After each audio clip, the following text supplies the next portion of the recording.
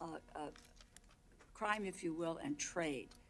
DOJ plays a critical role in deterring crime.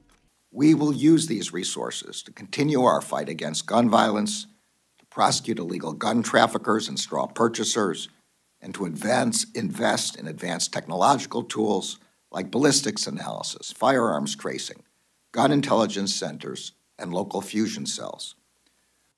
The defund the police movement and vindication for those of us who decried it from the very beginning. The right to vote is the cornerstone of our democracy.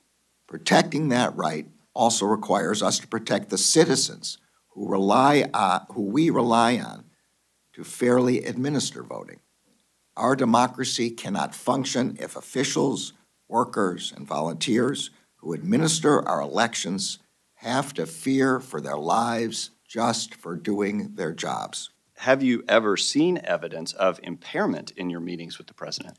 I'm sorry. I testified, and I'll repeat again what I just said. Well, that's different than my question. Well, I have seen the president effectively guide the members of the department, of his cabinet and his military through. But you won't say you've ever seen any impairment on his part? The president has no impairment. The president. You've never seen any? I don't know how many ways I can say this. Okay. I have complete confidence in the president, and I reject your characterization. I'm certainly not asking you to comment on the substance of the report, which has been talked about publicly, but as a member of the president's cabinet, someone who has regular contact with the president, would you like to comment on President Biden's fitness generally? Well, look, I'm start by thanking you for recognizing that I can't comment and won't comment about the special counsel's report at all. But if you're asking me about my own observations as a member of the National Security Council and a member of the president's cabinet, I have complete confidence in the president. I have watched him expertly guide meetings of staff and cabinet members on issues of foreign affairs and military strategy and policy in the incredibly complex world in which we now face, and in which he has been decisive in instructions to the staff and decisive in making the decisions necessary to protect the country.